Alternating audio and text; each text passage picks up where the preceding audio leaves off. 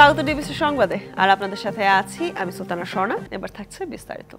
কঠিন সময় পার করছে দেশ, তাই সংঘাত নয় সহযোগিতার ভিত্তিতে ঐক্যবদ্ধ থাকার আহ্বান জানালেন প্রধান উপদেষ্টা ডক্টর মোহাম্মদ ইউনূস।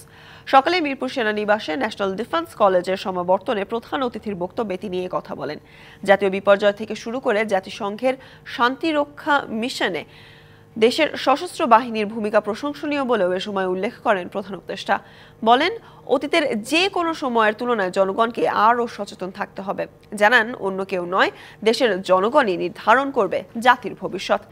এখন নেওয়া পদক্ষেপের প্রভাব ভবিষ্যতে পড়বে বলেও মত প্রধান উপদেষ্টার। Please remember, globally we are at a strategically critical times. দয়া করে মনে রাখবেন, বৈশ্বিকভাবে একটি জটিল সময় পার করছি এবং বাংলাদেশ তার বাইরে নয়। এখন নেওয়া পদক্ষেপের বর্তমান ও ভবিষ্যতে প্রভাব পড়বে। একমাত্র দেশের জনগণই নির্ধারণ করবে আমাদের জাতির ভবিষ্যৎ। এজন্য আমাদের আগের তুলনায় বেশি ঐক্যবদ্ধ থাকতে চেষ্টা করতে হবে।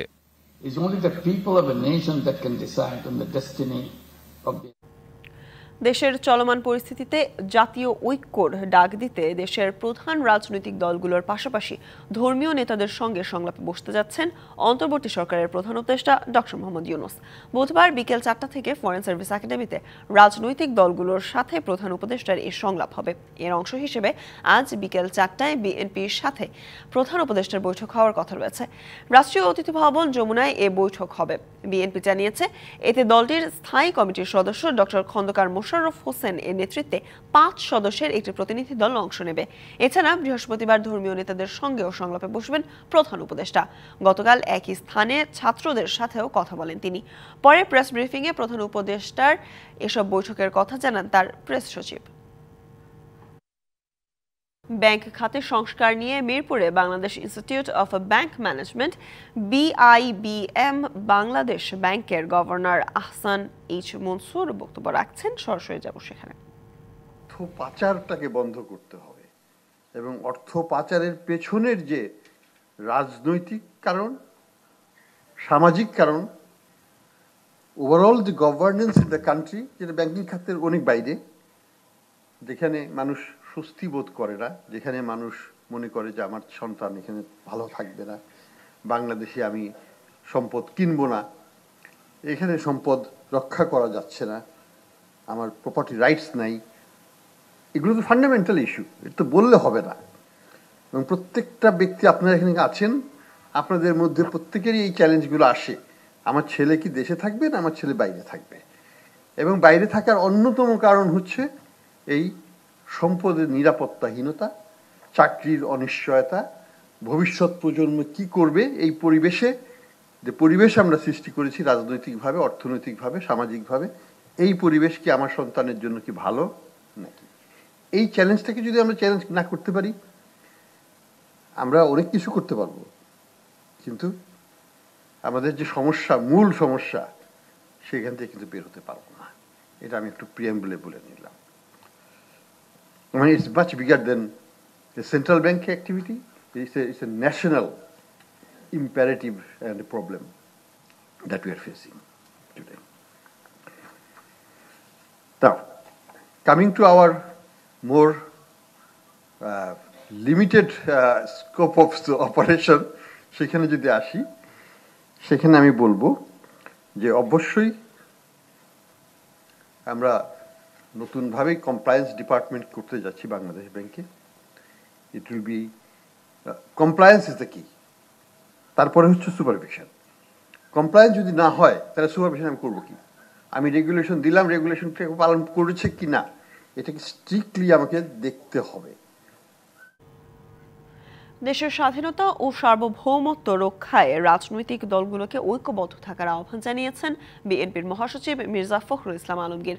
স্থানীয় সময় মঙ্গলবার সন্ধ্যায় যুক্তরাজ্যের ইস্ট লন্ডনের রয়্যাল রিজেন্সি হলে আয়োজিত এক সমাবেশে প্রধান অতিথির বক্তব্যে তিনি এসব কথা বলেন। বলেন বাংলাদেশ নিয়ে ভারতের ভূমিকার প্রশ্ন তোলেন তিনি। বলেন এটা কোন ধরনের বন্ধুত্ব, এটা কোন ধরনের প্রতিবেশী সুলভ আচরণ। মির্জা ফখরুল আল জানান, শেখ হাসিনা 15 বছরে 20,000 মানুষকে হত্যা করেছেন, শত শত মানুষকে গুম করেছেন।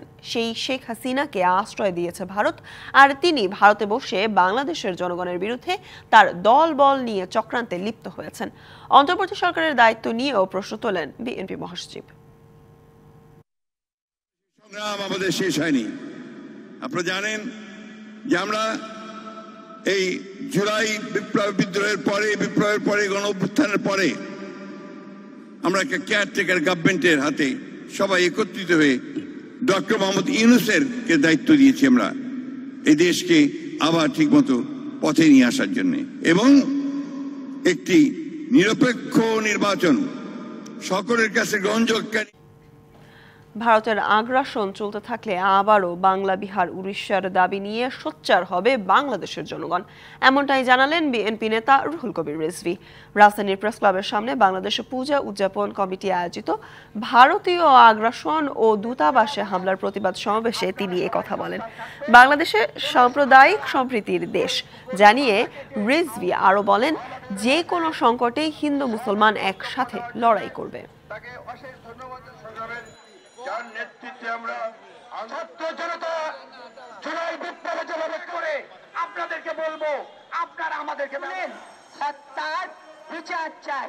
বাংলাদেশের গণতন্ত্রকে নিয়ে যারা মনে করতাম এই অঞ্চলের একজন অসাম্প্রদায়িক রাজনীতিবিদ, কিন্তু তিনিও নন। তিনিও অত্যন্ত গভীরে সেই কট্টর ঘৃণা ছড়ানো হিন্দু মৌলবাদী বা কট্টরবাদীদের গলার সাথে তাদের সাথে সুর মেলালেন।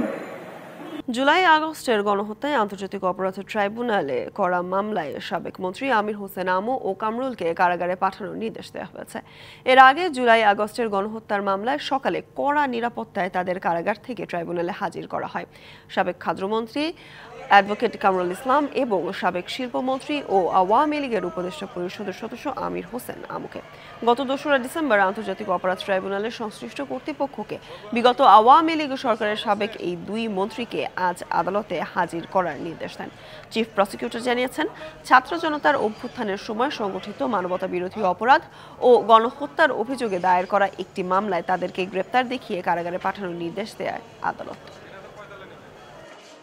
বৈষম্য বিরোধী ছাত্র আন্দোলনে ঢাকার বিভিন্ন থানার হত্যা মামলায় সাবেক আইনমন্ত্রী আনিসুল হক, রাশেদ খান মেনন ও হাসানুল হক ইনু, জুনায়েদ আহমেদ পলক সহ 10 জনকে নতুন করে গ্রেপ্তার দেখানো হয়েছে। সকালে তাদের প্রত্যেককে ঢাকার সিএমএম আদালতে হাজির করা হলে একাধিক মামলায় গ্রেপ্তারের আবেদনের প্রেক্ষিতে এই আদেশ দেন মেট্রোপলিটন ম্যাজিস্ট্রেট ইমরান আহমেদের আদালত।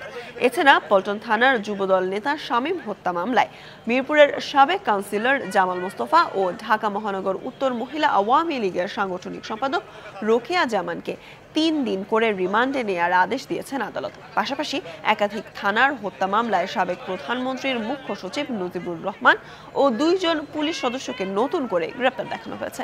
রাষ্ট্রপক্ষের আইনজীবী জানান, জুলাই গণহত্যায় প্রত্যক্ষ ও পরোক্ষভাবে জড়িত ছিলেন এসব আসামিরা।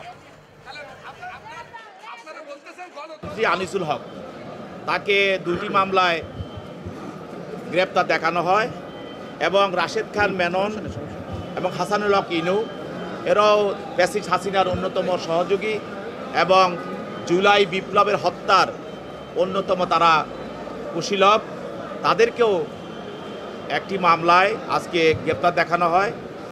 চট্টগ্রামে সম্মিলিত সনাতনী জাগরণ জোটের মুখপাত্র চিন্ময় দাসকে কারাগারে পাঠানোকে কেন্দ্র করে পুলিশের ওপর হামলার মামলায় 12 জনের মধ্যে 6 দিনের রিমান্ড মঞ্জুর করেছে আদালত।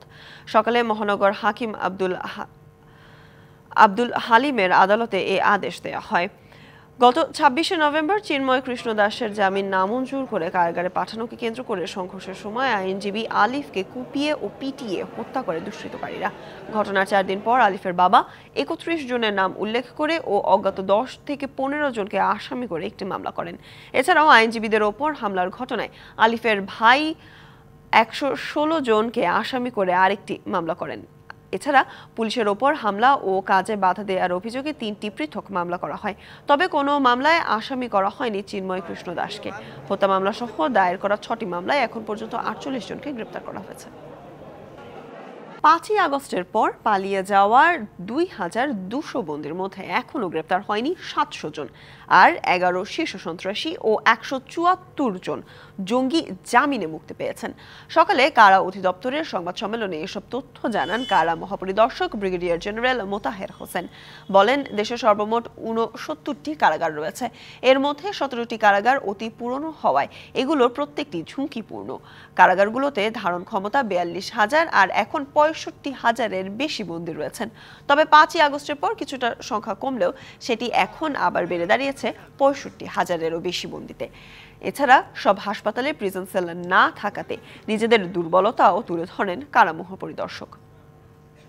আমাদের রক্ষীরা ওখানে উপস্থিত ছিল এবং তৎক্ষণাৎ ব্যবস্থা নিয়েছে বলে ঘটনাটা বেশি দূর গড়াতে পারেনি। বাট ডেফিনেটলি নিরাপত্তা দুর্বলতা ছিল, যে বিষয়গুলো আমরা খতিয়ে দেখছি এবং এই বিষয়ে যাতে পরবর্তীতে এরকম যাতে ঘটনা না ঘটে এই ব্যাপারে আমরা পদক্ষেপ গ্রহণ করব। পার্লামেন্টের সদস্যদের বিরোধিতার মুখে সামরিক আইন জারির আদেশ প্রত্যাহার করার কথা জানিয়েছেন দক্ষিণ কোরিয়ার প্রেসিডেন্ট ইউন সুক ইউল।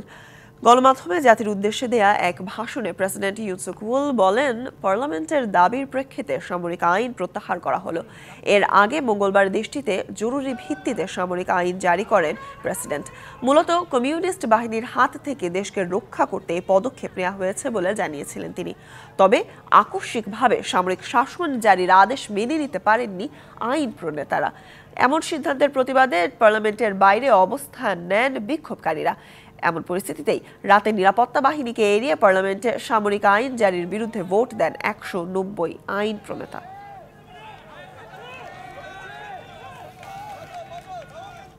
আর ডিবিসি সংবাদে এই ছিল এখনকার মতো। ডিবিসি নিউজের সংবাদগুলো পড়তে ভিজিট করুন dbcnews.tv আর ভিজিট করুন ডিবিসি নিউজের ফেসবুক পেজ এবং ইউটিউব চ্যানেলে। সাথেই থাকুন।